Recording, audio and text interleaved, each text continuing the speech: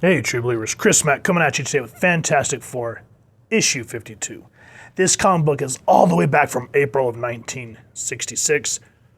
I wish that this was an original copy, but this was a facsimile edition, which I've noticed because a lot of the older books are either getting A, more scarce and harder to find, or B, the prices are just ridiculous. I've noticed that some of these facsimile editions are starting to go up in value. So I've been hanging on to these and trying to take care of them because at least you get some piece of history. Having the first appearance of Black Panther in my hands, I am one happy little camper. Now, before we dive into this comic book was created by Stan Lee and Jack Kirby doing the plots. Penciling was Jack Kirby, the letter inks was Joe Sinnott, colors was Stan Goldberg, and the letter was Sam Rosen. And I love, again, I've said this on several comic books, but I just love how they make you feel like you're part of the team. How it says script by Smilin' Stan Lee, art by Jolly Jack Kirby, inking by Gentleman Joe Sinnott, and lettering by Hammy Sammy Rosen. It just, when you read the credits nowadays, it just feels very dry and, I don't know, it just doesn't feel like it used to. And see how they introduce the Black Panther here. The fabulous Fantastic Four are trapped in the incredible realm of the Black Panther. And just the way that, Kirby's pencils here, the way he's just hanging out, should I say, dominating over the Fantastic Four is just a great way to introduce the threat that T'Challa, brings to the table here. And now here where it says also featuring the way out and wonderful Wyatt Wingfoot, keep that in mind because it is important as we go through the book. Now here it shows Reed and Sue and Ben testing out this kind of anti-flying mechanism, and they're all quite impressed. And they're saying, "Wow, how this, could this come from the Black Panther?" They're not understanding how Wakanda got a hold of this technology before anyone else. And T'Challa offers it to him as a gift if he would come visit their land. So here, I love how even though the tribesmen, they have like traditional looking robes on, like I says, "I shall communicate these glad tidings to the Black Panther at once." And of course, Reed being the big brain that he is, he goes, "He took a metal device from inside his toga, but it's so small. Can he actually transmit a message halfway around the globe with that?" And here, even though, writers aren't real scientists, I like that they at least try to make it seem like they'll throw in some reality with way out stuff where he goes, "You seem surprised, sir. Actually, this apparatus operates by CCW, cosmetic channel waves, which can blanket all of Earth. And now, by your leave, at the mere press of a button, I shall contact my chieftain in Wakanda." And here, this is where we see T'Challa for the first time. And I just love how he sits there upon his throne, and you can tell that he is in control of the Wakandans. But now, as the Fantastic Four prepare for their momentous journey, let us do what few Western men have ever done. Let us gaze upon the enthroned figure of him who rules the Wakandas. And again, T'Challa accessing his computer, that's awesome work. And I just love how Kirby always kind of had, to a sense, like a blocky look to it, but it just always drew you in. And then the way that they'd color and ink over his pencils just made everything pop. Here, T'Challa is saying that he's getting ready for this hunt. And so I remove my stocking costume from its carefully concealed compartment. Now let the Fantastic Four come. The Black Panther shall greet them, as they've never been greeted before. And at this point, Johnny's in college. He has a roommate named Wyatt Wingfoot, and he's waiting for I guess it's summer vacation. They don't exactly specify, but he gets visited by the Fantastic Four, and he asks if he could bring his friend Wyatt, and they're like, "Sure, why not?" And what I like is how, when they introduce Wyatt here, he's constantly asleep, like nothing bugs him. So you're not really thinking much of him. Like, his name's in the back of your mind, but you're just kind of like, okay, he's just a tag along. And then, just like in true Marvel fashion back in the day, we get Meanwhile. And I guess at this point, all the Inhumans are trapped in the negative zone, which they kind of reference in the previous pages. But again, look at this beautiful artwork, the action lines, the frustration that they're captured, and how Crystal wants to see Johnny. She wants, she's hoping that he hasn't moved on from her yet, which when you read Johnny's plight, he has not. But there's not much they can do until Reed can find a way to save them. And that's continued later. So I like that they keep it in the back of your mind that this is a continuing overarching thing.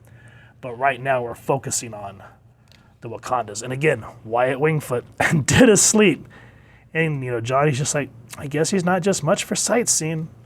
If they had a Kentucky Derby for sleepwalkers, I'd put my whole wad on him. I'll bet you he could have snored his way through the Battle of the Bulge. And then the trap is sprung. Spoiler alerts if you guys have never read this, which, if you can, get a copy of this, read it, and come back, and you're back. And you come to find out that, of course, the Fantastic Four are what are to be hunted. Oh, man, look at the line work and the ink work on that. Just great stuff to show how even though Thing's trying to outmaneuver the Black Panther on his turf, it takes him out. And here comes T'Challa. You waste your time, Johnny Storm. Nothing can help any of you now. Those electric volts have caused a chain reaction in his blood cells, which will weaken him for 5 minutes. And that's all the time the Black Panther shall need. And just the agility as he takes both of them out at the same time, using, the Fantastic Four's strengths against them. Johnny's cockiness and the way he just jumps into action sometimes without listening to Reed. And here, you kind of start to see that there's more to Wyatt Wingfoot than meets the eye. He goes, Mr. Grimm, don't do it. Put that iron device down. You gotta be kidding. The only guy who gives me orders is the man who can lick me. Anyway, and there ain't no such animal. He goes, look, sir, I'm not presuming to order anyone, but I've been it's patently obvious that a superior intellect built this electronic jungle, and everything you touch might be a fatal booby trap. And so they're saying, let's learn what's up against, what are we up against? Sorry, I've not had enough coffee today. And here Wyatt says, and I'm the one to do that for you, sir. The blood of my ancestors, the greatest scouts of all time, flow strong in my veins. And he takes off, and while he's searching, again, Fantastic Four just getting the crap kicked out of them. Sue trying to be invisible, but he's able to lurk and stalk like Wolverine. And when she goes visible to try to use her force field, T'Challa is able to time it and jump in with her. You have as he says, you've turned visible. That means you're about to resort to your defensive force field, which can only be employed when you lose your invisibility. You see, I have made an exhaustive study of the strange powers of your famous team, a study which has served me in good stead. Boom. Sue's down. Again, Grimm falling for another trap, which leaves him powerless against the Black Panther. I just love this because it puts 4 of the greatest superheroes at the time against a character you've never heard of at this point. Remember, this is April 1966. No one has ever heard of the Black Panther. And here, he's just taking the team down and mopping the floor with them. However, again, spoiler, he wasn't planning on an X Factor.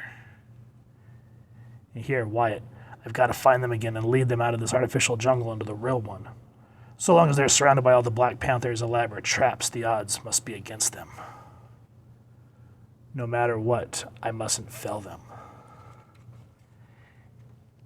And all the while, look at this, turning the lights out, Reed trying to use it to his advantage, T'Challa not giving an inch.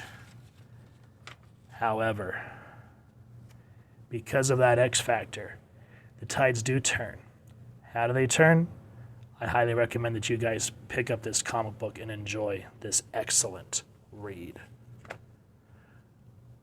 I'm used to when I read a lot of Silver Age comics, and I guess it's more on the DC side, but I'm used to more of that campiness that DC had during this period. And I forget that Marvel was younger and more hip at the time, so their comics were more action-packed. So I go back and read stuff like this, and I'm like, damn, I wish I had more of these issues, because it's great storytelling, beautiful artwork, as we saw, and just made, increased everything tenfold. And what a way to introduce T'Challa. My God, taking out the world's greatest family, and, single-handedly. That just shows the strength and the wits of T'Challa. So guys, if you've enjoyed what you've seen, please first and foremost support your local comic shop, and if you have the green, grab an OG copy.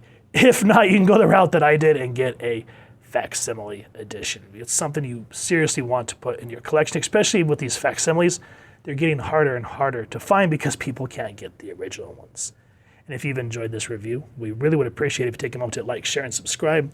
Helps the club channel more than you could possibly know. And if you wouldn't mind hitting that fancy little Wakandan bell next to subscribe, that way we continue to upload content, you guys get notified. Come to the channel, and we love talking with you all and hearing your thoughts and feedback down in the comments below, or our social media pages, which I'll make sure to leave the links down in the description. So with all that said, thank you so much for stopping by. Hope y'all continue to have an absolutely amazing day reading, and happy hunting, true believers.